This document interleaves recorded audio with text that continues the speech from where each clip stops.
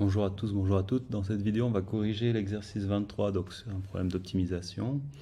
Donc on a un cylindre, donc on a les dimensions ici R et puis H. Donc là, nous ce qu'on sait, c'est que cette partie ici, donc le disque, doit s'enrouler sur le rectangle. Et le périmètre du disque, c'est 2 fois pi fois le rayon.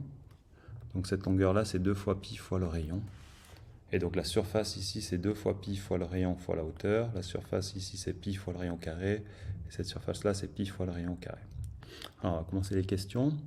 Donc, question 1, démontrer que H et R, ils ont une relation particulière. Donc là, on avait vu ici que le volume, c'est 16 pi mètres cubes. On sait que le volume d'un cylindre, donc c'est pi fois le rayon carré fois la hauteur. Donc ça, c'est égal à 16 pi. Donc ça veut dire que la hauteur est égale à 16 pi divisé par pi r carré. On simplifie pi, ici donc le pi avec ce pi, donc ça nous fait que h c'est 16 sur r carré. Donc ça c'est tout bon. On passe à la deuxième question. Donc là, montrer que la surface totale est donnée par cette formule. Donc on sait que ça sera, la surface totale, ça sera donc les deux disques, donc 2 fois pi fois le rayon carré, plus le rectangle, donc c'était 2 fois pi fois le rayon fois la hauteur. Donc ça c'était les deux disques. Et ça c'est le rectangle. Donc après on sait que h c'est 16 sur r carré. Donc on peut remplacer, donc ça fait s de r. Donc c'est 2 fois pi fois le rayon au carré, plus 2 fois pi fois le rayon fois 16 sur le rayon carré. On peut simplifier donc les rayons ici. Donc il nous reste un rayon en bas. Donc ça fait 2 pi r carré plus 32 pi sur r. On doit tout mettre au même dénominateur. Donc là, je mets un petit 1, je fais fois le rayon en haut et en bas. Et ça nous donne que la surface, en fonction du rayon, elle est égale à 2 pi r au cube plus 32 pi sur le rayon. Donc là, c'est bon, on a fini cette question. On passe à la question suivante, la question D. Donc on veut trouver le rayon, donc là, pour que ce soit le plus petit possible. Donc en gros, il faut étudier les variations de S de R. Alors pour ça, on doit calculer la dérivée, faire le tableau de variation de S de R. Donc S de R, on va le réécrire.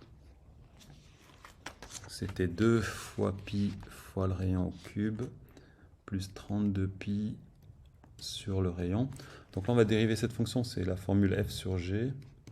Donc c'est f'g moins g'f sur g carré. Le f de x, donc ici c'est 2 pi r au cube plus 32 pi. F' de x, donc ça fait 6 pi r carré. G de x, donc c'est r. G' de x, de r, pardon. Là c'est r partout. R, donc g de r. G' de r, donc ça serait 1.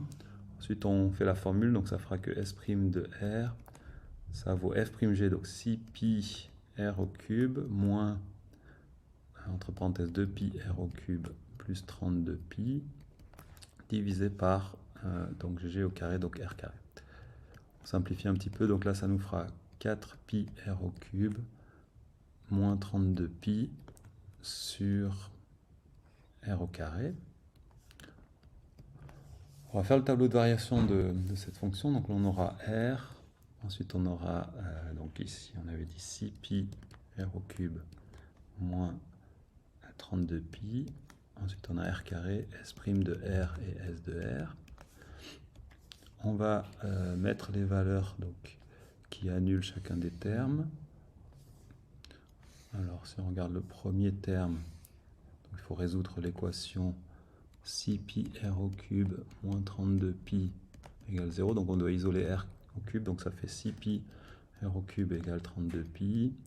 Ensuite on divise par 6 pi. Donc ça fait r au cube égale 8. R au cube. On va diviser par 4. C'est 4.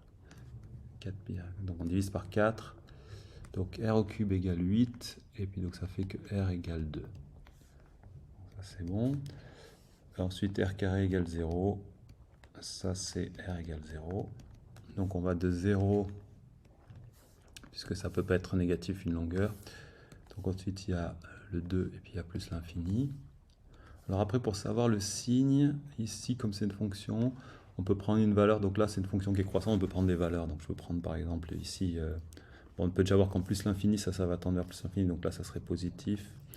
Et puis, donc là, ça serait négatif ici. Donc là, ça fait une sorte de S comme ceci. Ça va faire un S comme ça. Donc ça serait négatif, positif.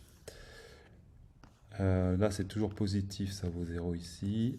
La dérivée n'est pas, ne peut pas se calculer en 0, la fonction non plus.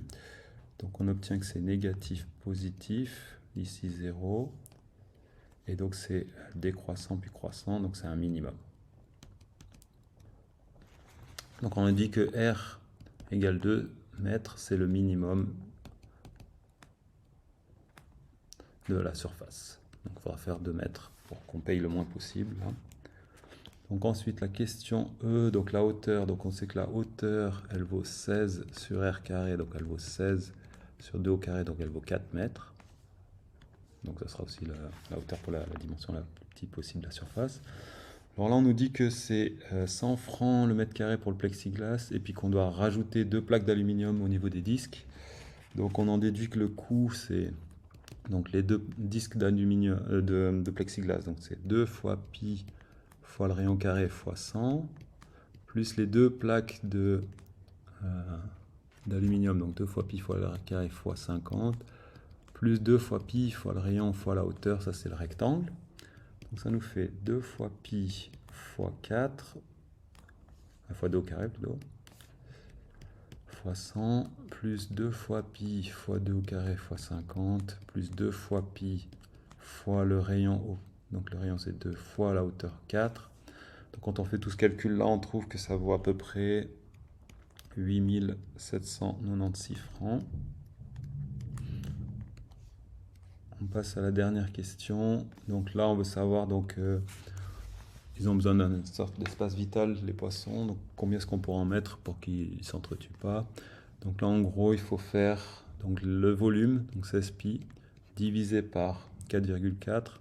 Ça nous donne le nombre de poissons. Donc là, on trouve que c'est 11,42. Et donc, il y a 11 poissons qu'on pourrait mettre au maximum là, sans qu'ils soient en danger.